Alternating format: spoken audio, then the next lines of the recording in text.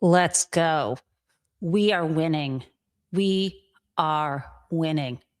Yesterday morning, remember what I said? I finally have hope. And that has been borne out. It's been borne out because now we know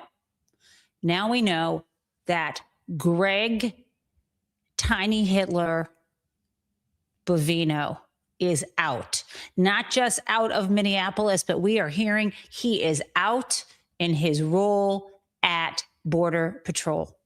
So that is amazing news, right, guys? Except here's what I have to say about that. It ain't enough. It's not enough. The leader sets the pace, or the expression I like a lot more is the fish rots from the head down.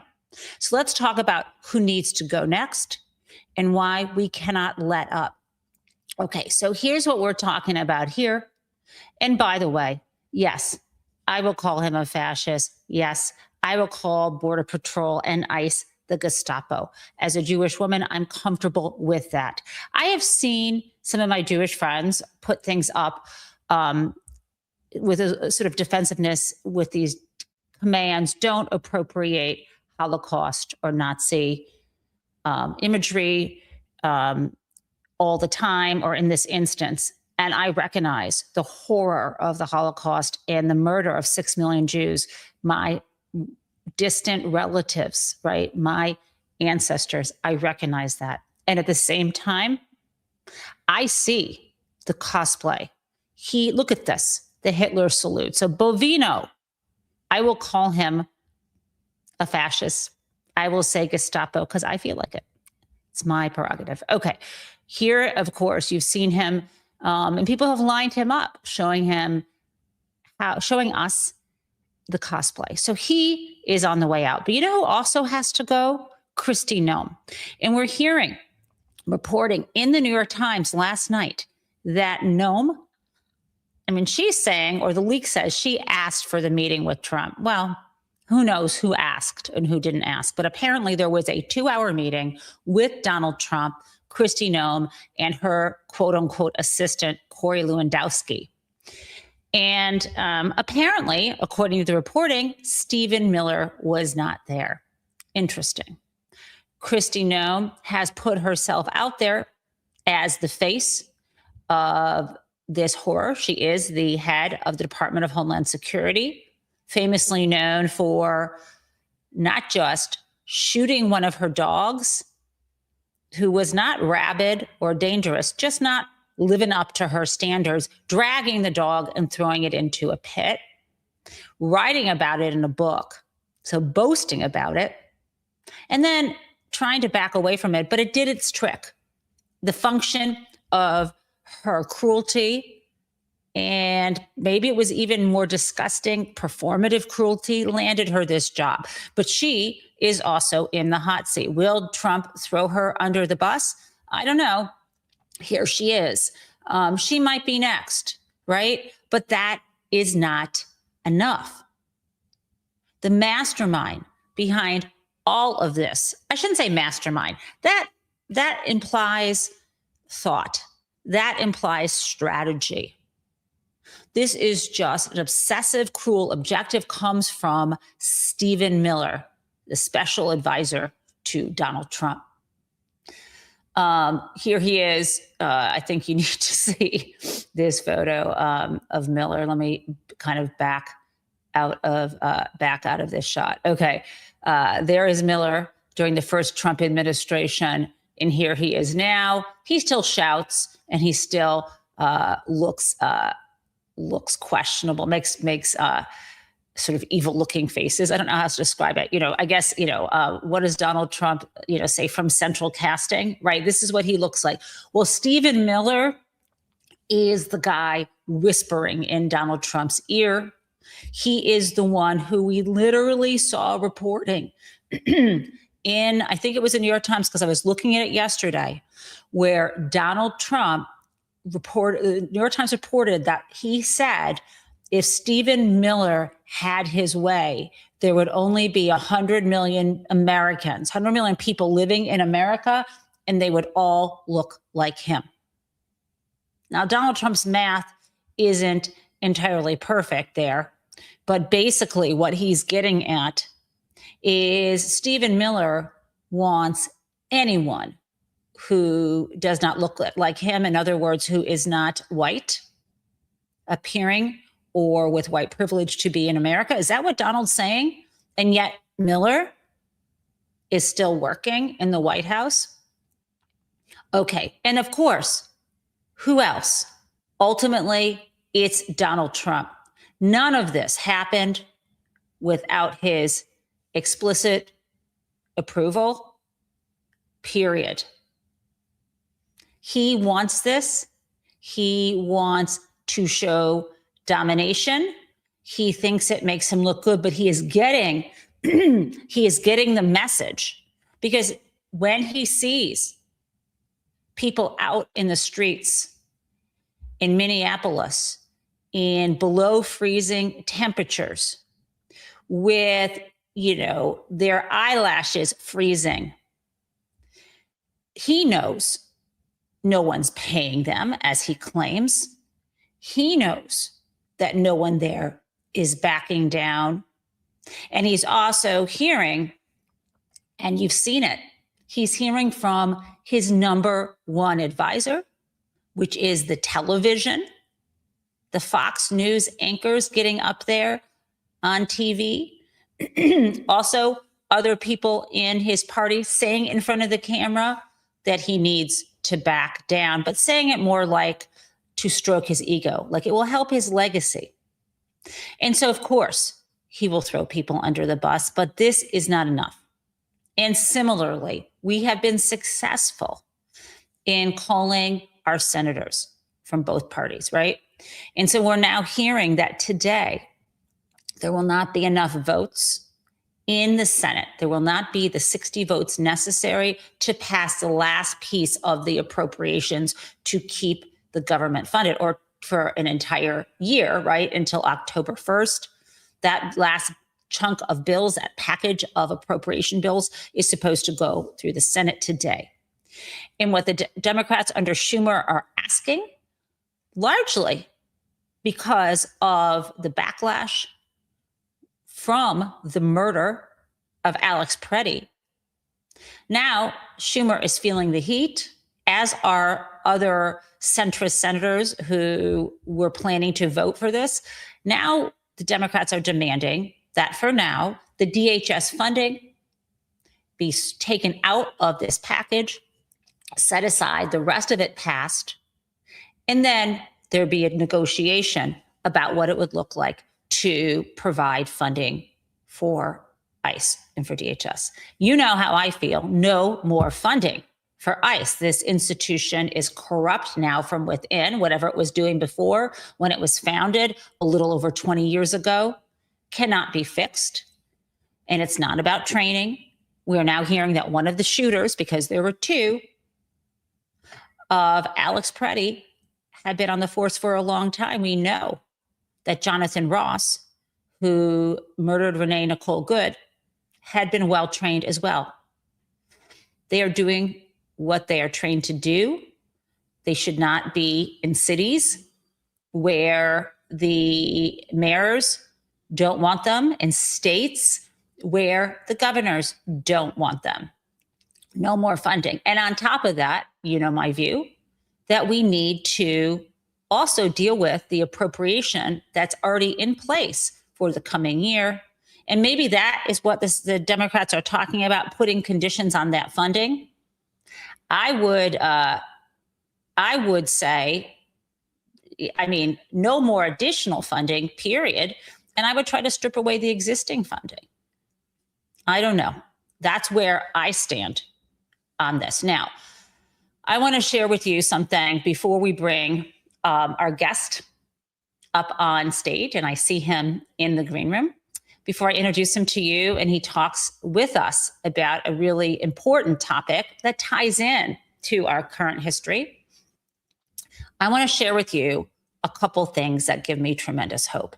First, there was out in the streets of Minneapolis a jazz band playing I don't know if it's a jazz band, just a brass band playing Stand By Me. And they added into the Stand By Me, the People United Will Never Be Defeated chant. And it's kind of a beautiful thing. And so I want to share this with you guys before I bring our guest up on stage. Okay, I think I got this. One sec.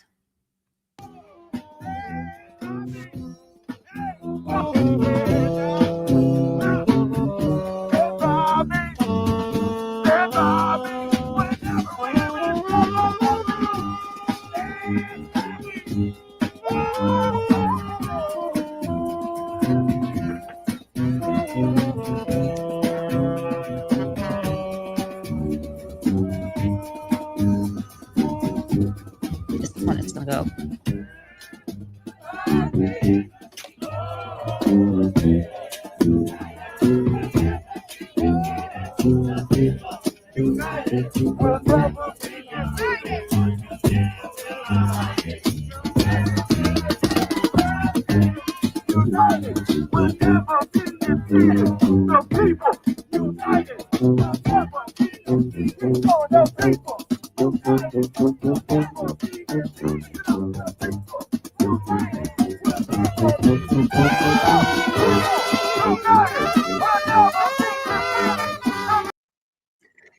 Guys, I could listen to that all morning, but it'd be super rude to my guests. So let me tell you who is joining us. You guys are going to be so psyched.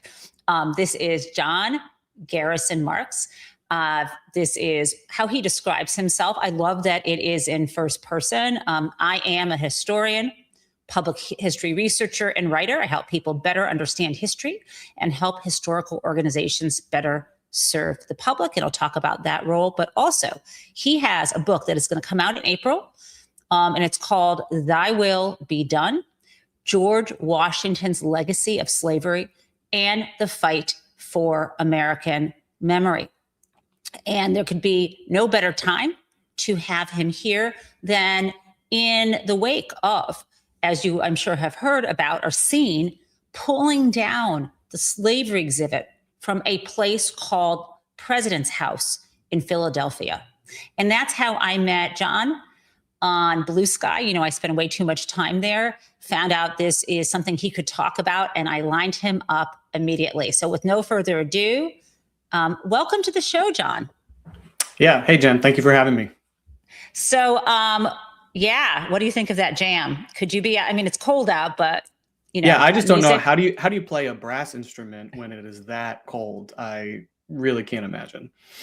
Yeah, no, it's funny that you should say that because, first of all, they were probably wearing gloves, but you wonder if the sound is distorted. I have a friend who is actually my husband's friend who's a cellist, and he plays like very expensive instruments. And I think when they at inaugurations, I have heard when it's really cold out that they're not maybe not playing their good instruments, and maybe it's pre-recorded. I mean, I think there's some things you cannot play in the cold, but because of destroying the instrument or the sound. But I guess metal is going to survive kind of any temperature. I think that's kind of the idea. But on to the important things. How are you getting through this moment in history? I mean, it may be good for book promotions and sales, but when you see what is going on with this drip by drip by drip erasure of our history, can you just speak to that for us? Yeah, it's been a busy week, certainly, with, you know, I can't imagine a more direct way of exemplifying some of the trends and ideas that I write about in my book than National Park Service staff literally ripping down from the walls an exhibit exploring George Washington's history with slavery and the experiences of the people he enslaved in Philadelphia. But all of this is something that has sort of been anticipated for nearly a year now.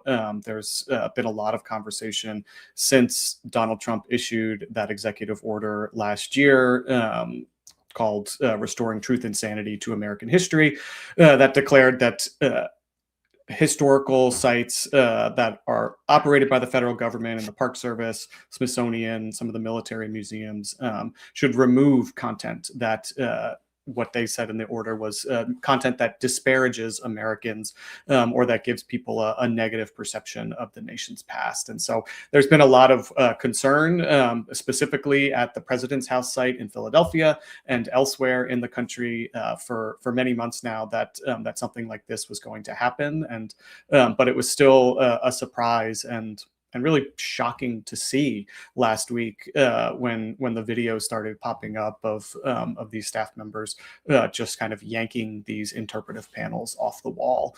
But again, this is something that they're not just doing in Philadelphia. There was reporting over the weekend. There's new stuff out today talking about how this is happening at Park Service sites around the country. So there's been, they've had an effort to gather information and put some of these sites under this content under review over the last several months. The Park Service, at the behest of the White House, put up QR codes at park sites around the country asking visitors to report on content that they viewed that they found inappropriate or that potentially violated this order. And now it seems like all of the content, all of the signage that was put under review is now getting taken down. So it's references to colonialism, references to the federal government's treatment of Native peoples, references to climate change, all sorts of things from from Alaska to the East Coast are coming down, and it's really troubling for someone like me who is a historian and works to serve history organizations around the country, works to help make sure that museums and historic sites are able to share the full American story with people, to see this kind of very direct political interference in the independence and integrity of the Park Service, of other history sites, is very, very concerning. And I fear we haven't seen the last of it yet. It is, it strikes me. I'm remembering, and I don't know who it was. They had someone, I don't know whose job it is, whoever is heading the Department of the Interior, maybe, and had, right at the beginning of this Trump's second term, had complained that she'd gone to the Museum of African American History in DC and, found it depressing or upsetting. And I'm thinking, history is not comfort food. If you want mashed potatoes or biscuits and gravy, fine. But why is there this notion? I mean, obviously it's part of propaganda and a project, but there is this notion, and I'm so disturbed it's moved out to these public spaces, but it's in schools, this idea that if you just erase that somehow confronting our history in this nation will then make white people feel bad. And then what? Like, I'm okay with feeling bad about things that preceded. And I wonder if it's if it's tied to this idea, if you feel bad about it, then you'll want to fund reparations, or is it more about maintaining or promoting a particular race-based hierarchy? It seems so stupid to me. And because I think you bring a nation together by facing its past. But anyway, maybe you can tell me, because I know that I just want to let our viewers know that you have a executive role at I guess it's the Association for Local State and Local History. So tell me how you see this. You're an expert in how this works. Yeah, and the comments you're referring to, I think, were from Lindsay Halligan, oh my God. recently determined to very much not be a United States attorney, but she first kind of entered into the administration in this role, directing the White House's effort to rein in what they viewed as the excesses and distortions of the Smithsonian. Then she did this kind of pretend stint as a United States attorney. Right. Sounds like she'll be returning to a different role sometime very soon. Yes, maybe. But yes, that's true. Yeah, I think that part of what's at play here is there is a sense among many Americans that history is not something that is essential to society. It is not something that informs our understanding of the present. It is not something that we need to understand to participate in democracy. It's just something interesting that you might do, but it's no different than sort of building model trains or playing pickleball or doing woodworking in your garage. It's just sort of an interesting hobby, not something that is particularly important. And if you look at history that way, then if you go to a museum or you go to a historic site and you see things that make you uncomfortable, or you see things that are counter to what you learned in school 15 or 30 or 50 years ago, then you're going to say, this isn't why I came here. I wanted something else, and I'm not getting it. And I think part of the challenge here is a communications challenge on the part of history professionals, museum professionals, people who recognize the value of history in helping people understand the past, helping people recognize how the past can hold lessons for the future, for creating a more just society. And so people understand why it's important that they learn these things, even when it is stuff that makes them feel uncomfortable, even when it is about histories of people that don't look like them. Right. And I think in other research, when historians explain it that way, or museum practitioners explain it that way, reframe the value of learning history, people can recognize the importance of it. People sort of have this recognition that, it's important to learn from our past. It's important to learn from our mistakes, and helping people see that this is part of that process can help people better understand it. But I think for the White House, recognizing these histories, telling the histories of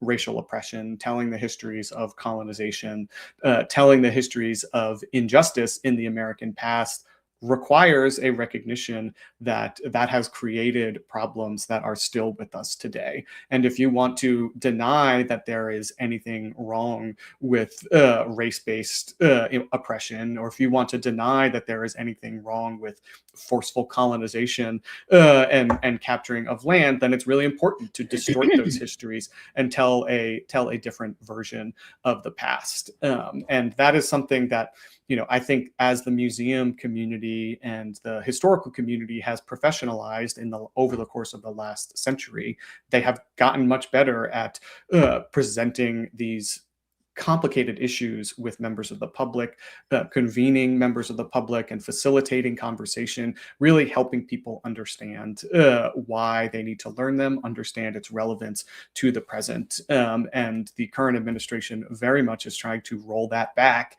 and wants people to only be served up a kind of whitewashed and very narrow view of who and what counts as part of the American story. And it's a real missed opportunity to educate people and to facilitate learning. So I love this too. And as you're talking, I'm thinking about the role of teachers, because it's been a mixed bag in my education. I had some very wonderful elementary and some middle school and high school teachers who brought history to life. But others, when I took this, oh my God, it was Mr. Kelly's AP American History course, it was all like tedious story and of battle after battle. It just felt like we were just jamming information into our head. And so one approach, dare I say, marketing approach, is I actually believe everybody loves history. They just don't know what they love is history. Someone who's a sports fan, like I have a friend who I was just texting with last night. She took her kids, I live in Detroit, but she took her kids to Chicago because some famous NBA player's number was being retired. That's history, like that celebration. Or if you and I think that you meet, when I was younger, I used to love biographies. And that's how I learned history. And I think I liked cultural history. My favorite place on the planet used to be the Henry Ford Museum, Greenfield Village. You may know of this. For folks who haven't heard me ramble on about this, there's an indoor, but there's an outdoor museum where they had moved different historically significant buildings. And so I believe because they had Thomas Edison's laboratory there, kind of right near where the Wright brothers factory was, and there was something else there. Like I actually thought that all the famous inventors and Henry Ford's first, the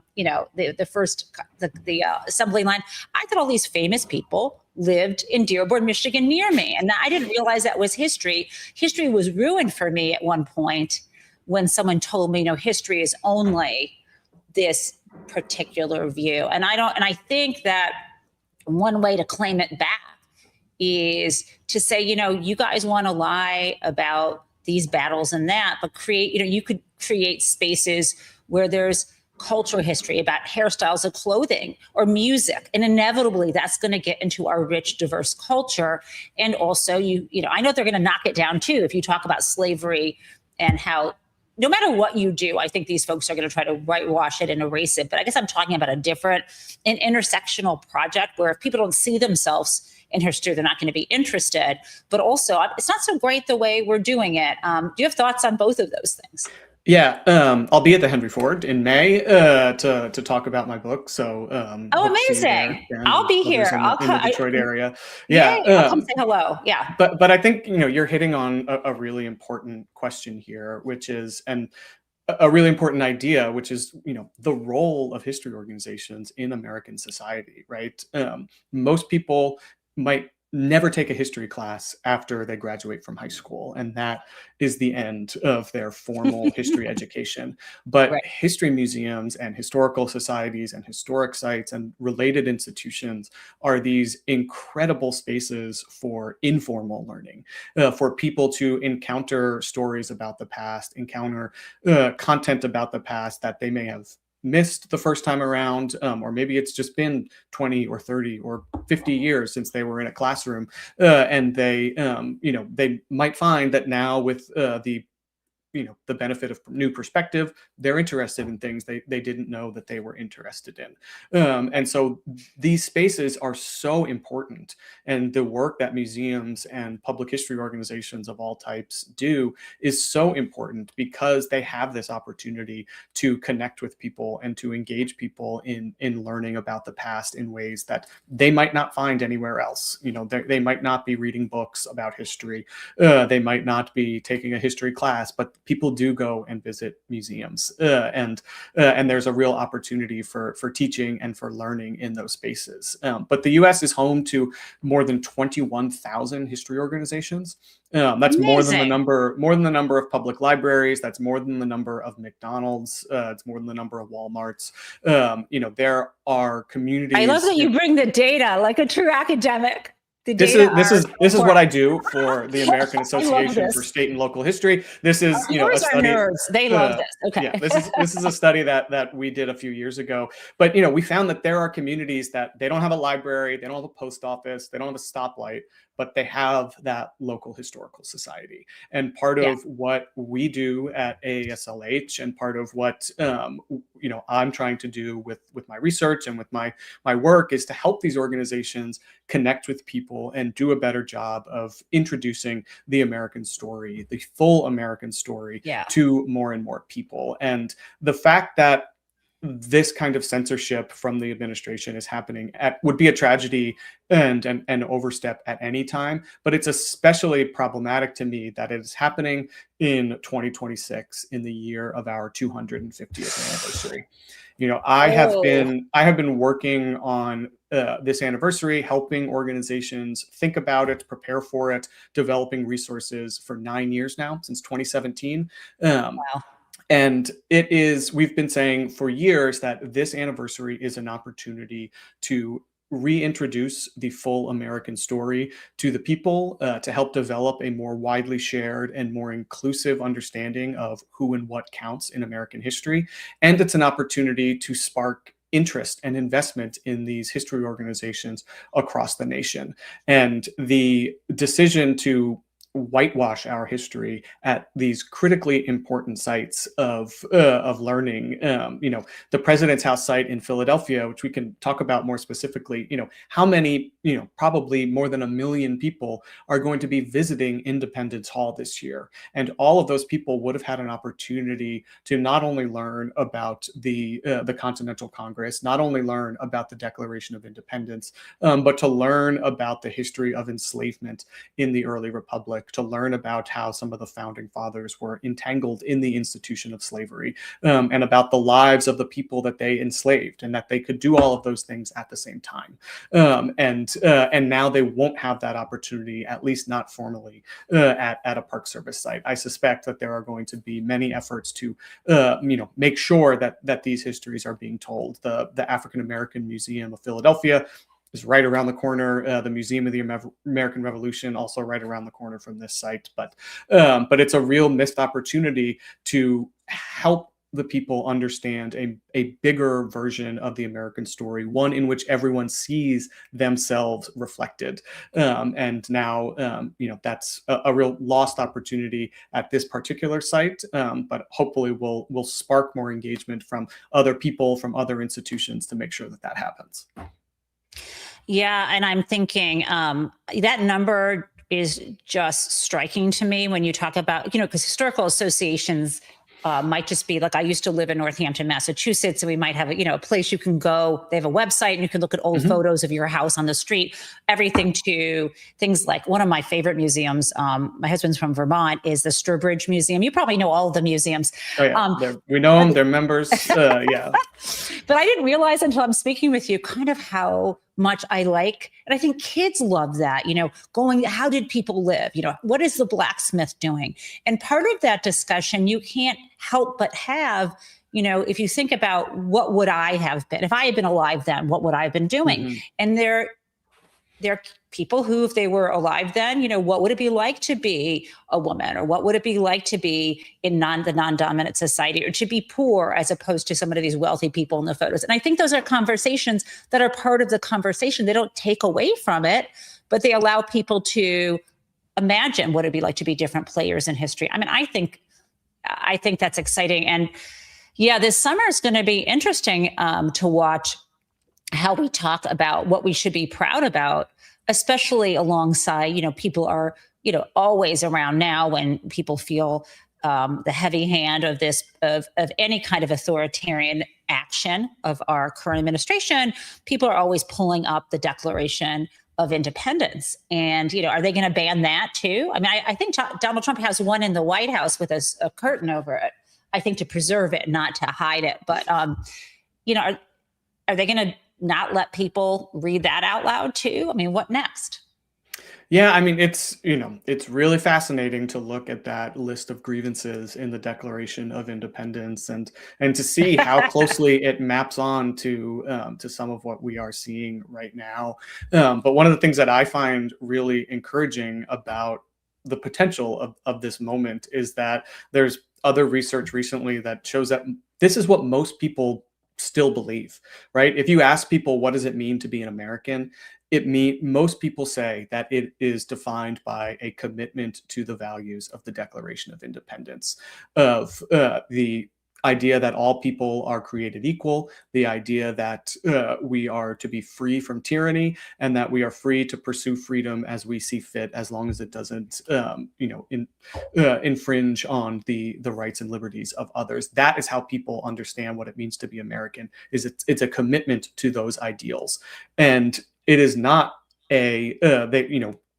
got asked, is it about how long your family has been here, or shared cultural heritage, or shared traditions? And it was, like 2/3 of people still think, no, that isn't what it's about. And that is what you hear from people like J.D. Vance and Stephen Miller, saying that that's what it means to be American. And the vast majority of people say, no, what it means to be an American is that you are committed to these values that were enshrined in the Declaration of Independence. And no matter when you got here, no matter when you got here, no matter where your family is from, it's about your commitment to those ideals.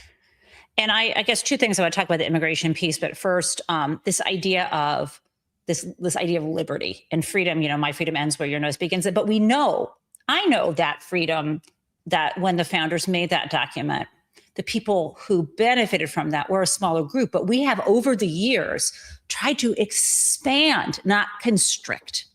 And it is so troubling to me that we are now in a place where the efforts that we made, sometimes, through structural changes in law, or through deliberate behaviors such as at museums or whatever have you, to try to say, look, It wasn't, here are these ideals, let's expand their scope, not constrict. And you see this constriction and this shrinking of who has these rights. It's astonishing. Before I get to the immigration thing, there was something earlier you mentioned about Native American history. I spent one summer in law school on an Indian tribe, and the folks there, that's the language they use. You must know, because the American Indian movement. And I was at a tribe located in South Dakota, the Cheyenne River Sioux tribe. I don't know if you've been out to out west, but what strikes me is when it comes to Native American history in this country, very often there's this trope. There's a painting that you will see in museums, even out west, off the reservations.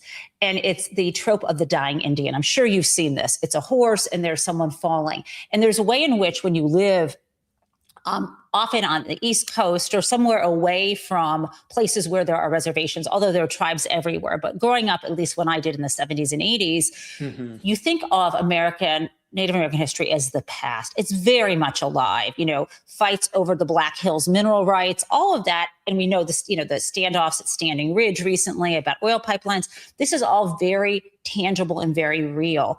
And that is, to me, another piece of how we think about our history. And we see now the deep and bitter irony that ICE and Border Patrol in Minneapolis is, as you know, like pulling over and taking into custody Native American enrolled tribal members.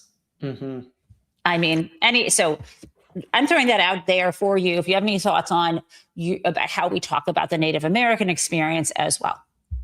No, I think, one thing I'll say is that it has been the case for a long time, or at least was until very recently, that Native American history or content about Native peoples was included in natural history museums or in the natural history section, that this is somehow part of the deep past. It belongs with our conversations about the environment and about geology, and not with our conversations about human history, not with our conversations about history where you can draw a straight line from the past to the present. And that's, I think, less the case now. And there's been a much better job at museums and historic sites of integrating the histories of Native peoples into their work, into their exhibits and programs. And that's part of what you see the current administration pushing back against.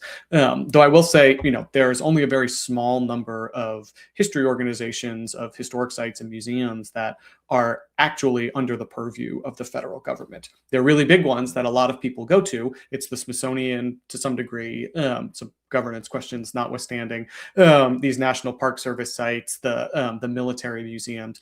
But of that, tens of thousands of organizations, most of them are private nonprofits. Those private nonprofits are essentially free to do what they want and to tell these stories how they want.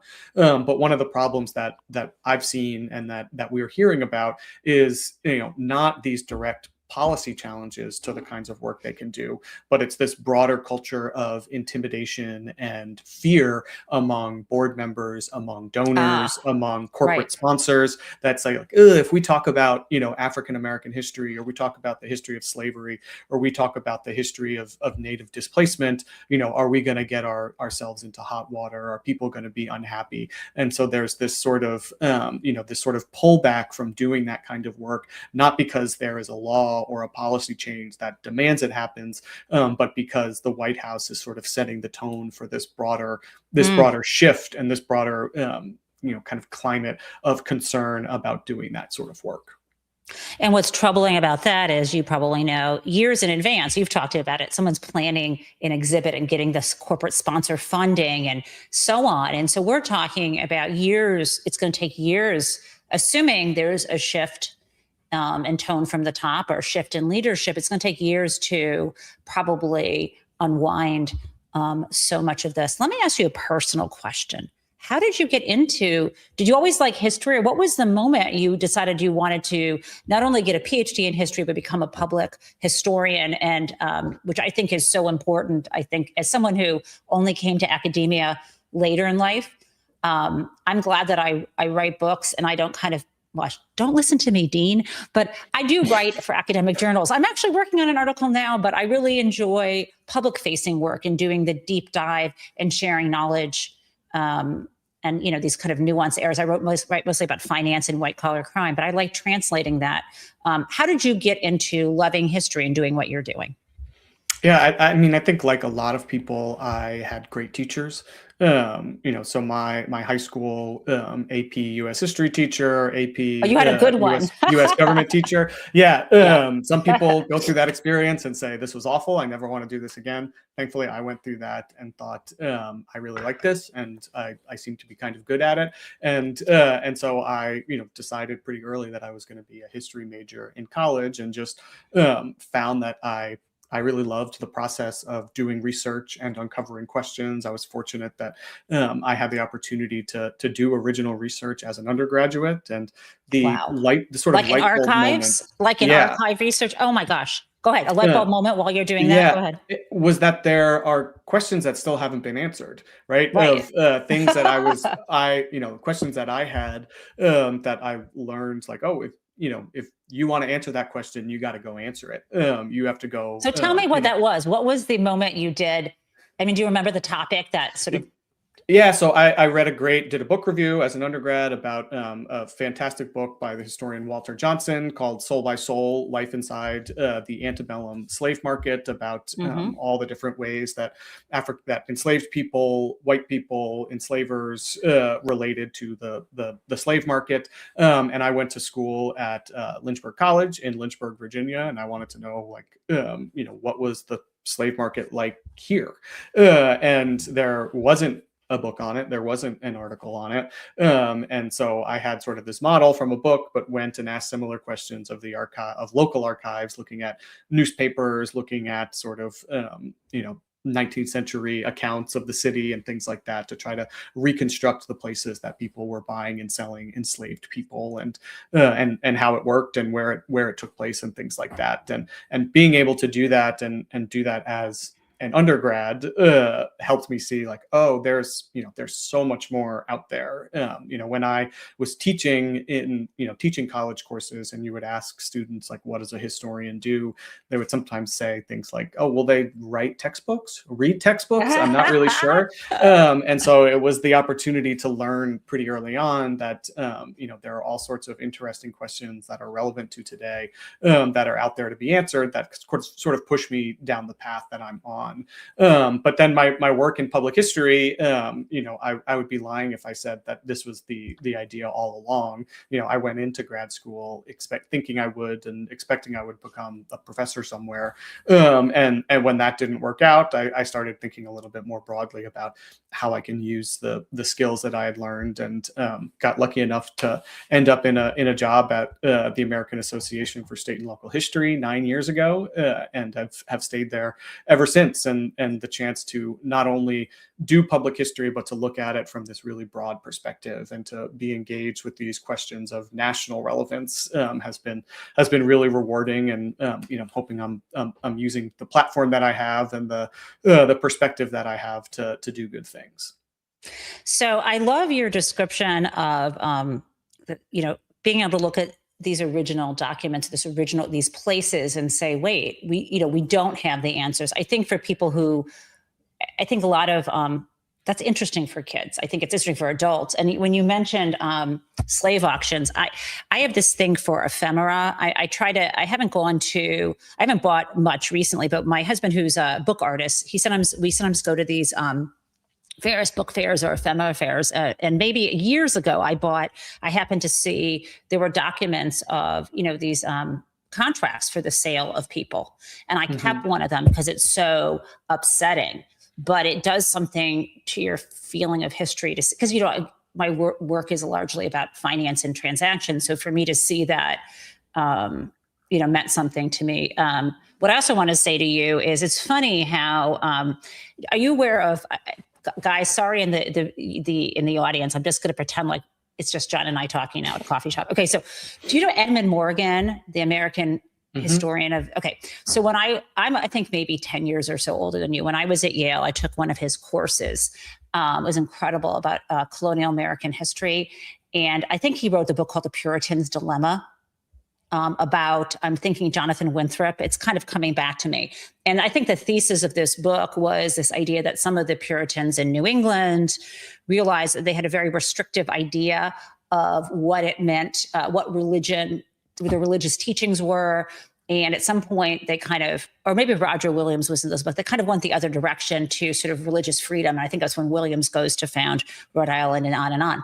But in this book, they mention a woman from that era named Anne Hutchinson.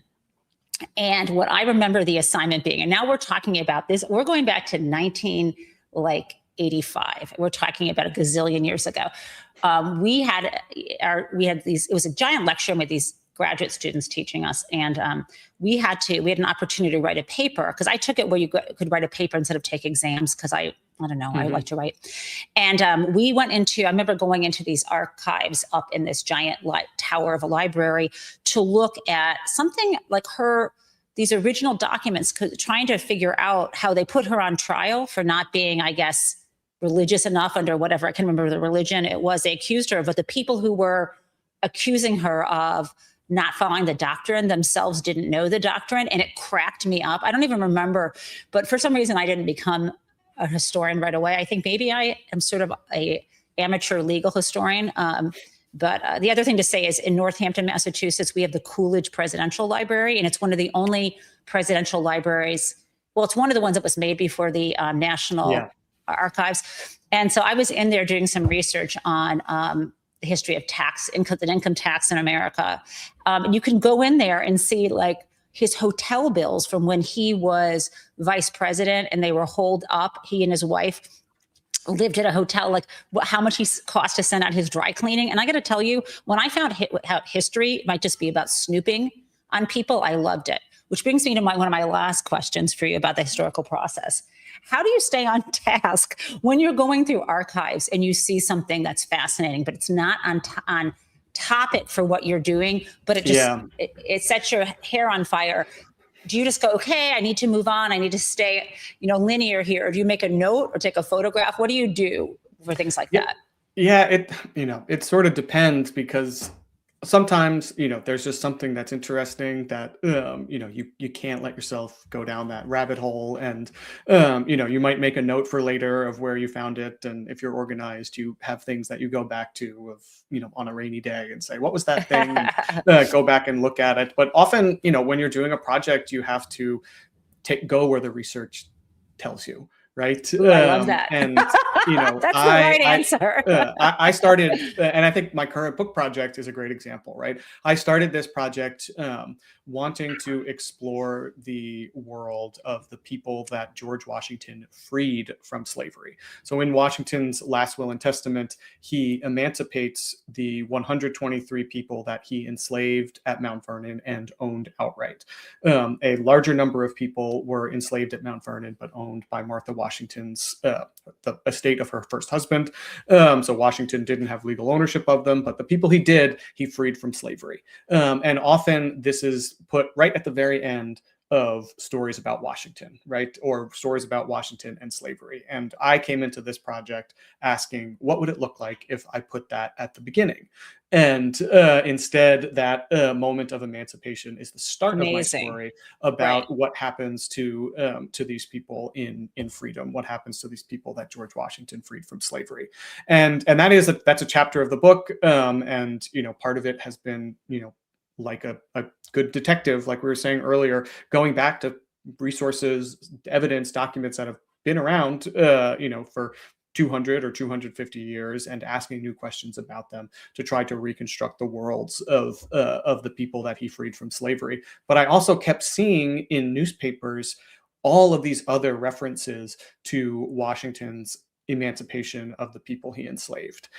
Sometimes and I think how it gets brought up in the fight over slavery and the lead up to the Civil War is a really good example. Sometimes it would be references from abolitionists who were approving of Washington's decision to free the people he enslaved, and they would say, use it to try to position anti-slavery as fundamentally American, right? They would say, if Washington saw fit to free the people he enslaved, what could be more American than ending slavery? Other Right. abolitionists use that very same moment to criticize Washington, right? They would say, this was far too little too late. He was a slaveholder to the day of his death. Even after he died, he maintains control over the lives of the people that he enslaved by determining when and how they would be freed. They would, relentlessly just lob these sort of withering criticisms of Washington's hypocrisy for being a slaveholder. And that jumped out at me. And I could have Right. said, Right. nope, I'm researching this one specific question. That's not what I'm doing. But it was just so obvious that there was something there that I started Hmm. looking into that and seeing how pro-slavery Southerners would used it, and then going back in time and seeing, well, how did people talk about it, right after he died, Right. and Now, what year how did he die? he What year was died it in, in roughly? in December 1799. So it almost took 100 years. I mean, close to 90-ish, years to make this change. Wow. Yeah, and I For the mean, Civil War. I mean, I'm just thinking, like, God. but it, Yeah. people knew right away. His will gets republished hundreds and hundreds of times, so everyone knew that he freed the people he enslaved. But That's incredible. nobody really wanted to talk about it because people recognized what a live wire the institution of Right. slavery was, and the slavery question already was in America. That now the person who did more than anyone else to kind of tie the nation together had died, and so people worried about what would happen if they focused on it at that moment. And it kind of Hmm. creates this space for 2 centuries of Americans to cherry pick from Washington's Right. history with slavery, either lifting up his history as a lifelong enslaver or his history as an emancipator, or just ignoring it altogether, and to kind of pick and choose how they were going to frame this story in a way that fits with their current political moment. So you see I it mean, in I the lead up can't to wait to read. slavery, and on, all the way up through the present, to pulling these things down from the president's house site. I cannot wait to read this book. I want a copy myself, and I want my library to get one because I want to know about the people who you maybe trace forward to the present.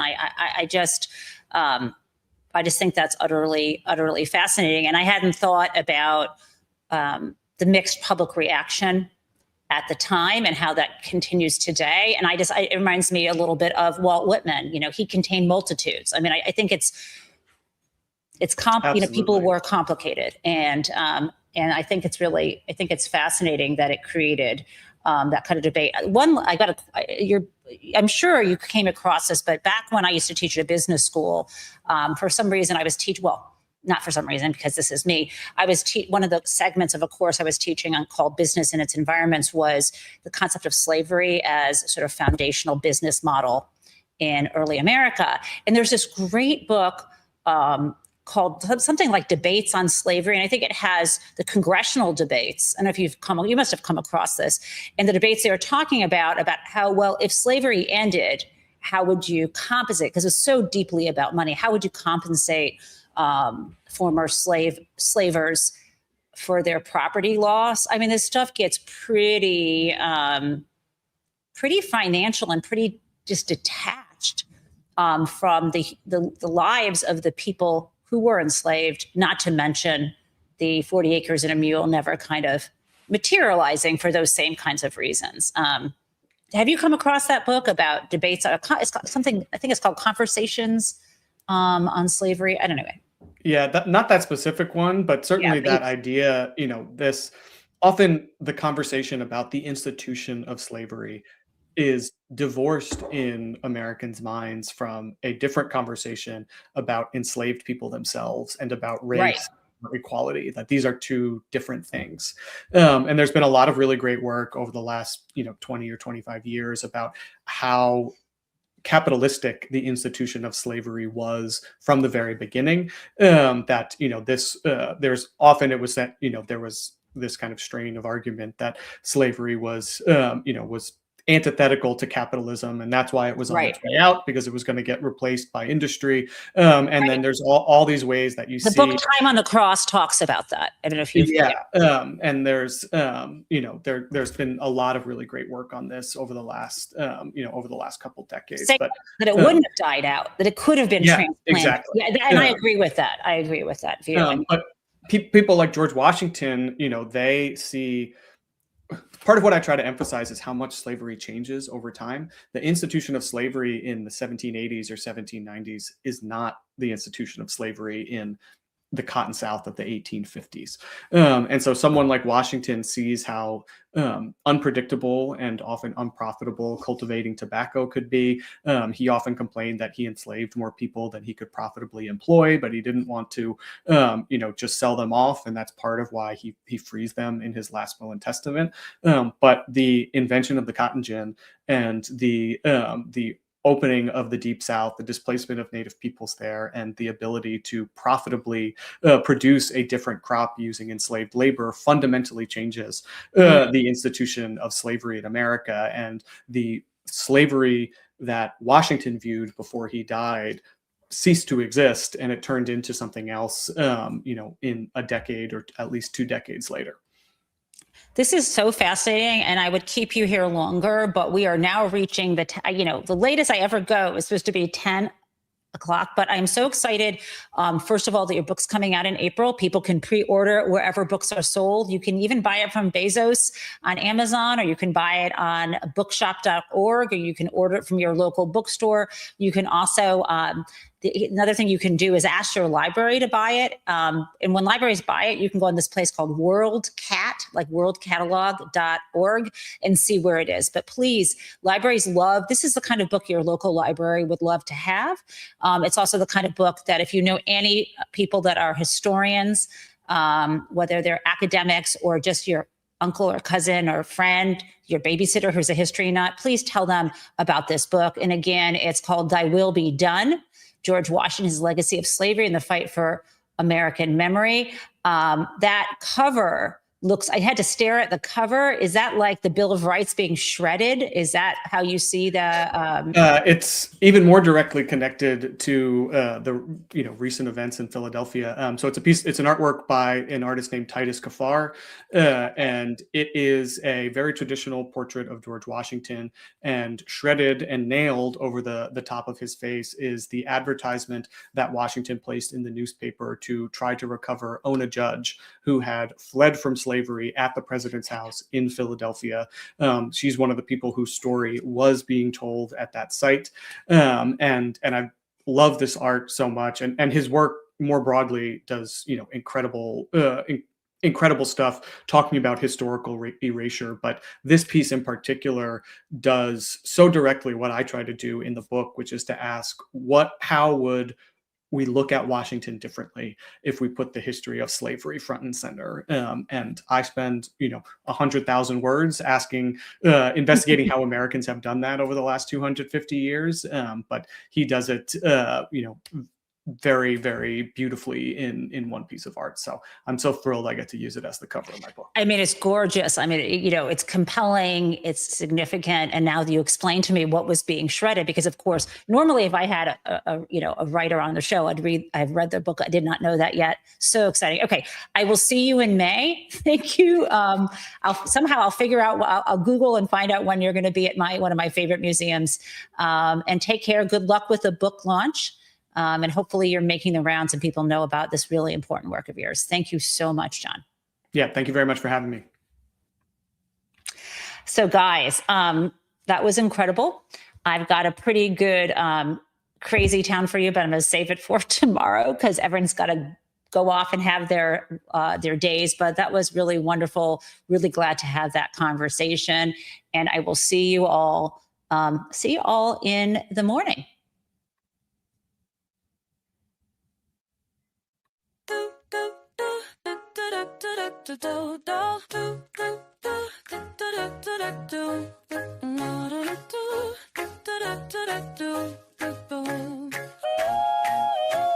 Hello, prison mates. It's the Gen Taub Show. Well, welcome everyone. Let's learn about what is happening in politics yesterday and today. There was hope, and we are together in this democracy we work for. And again, welcome to the Gen Taub Show.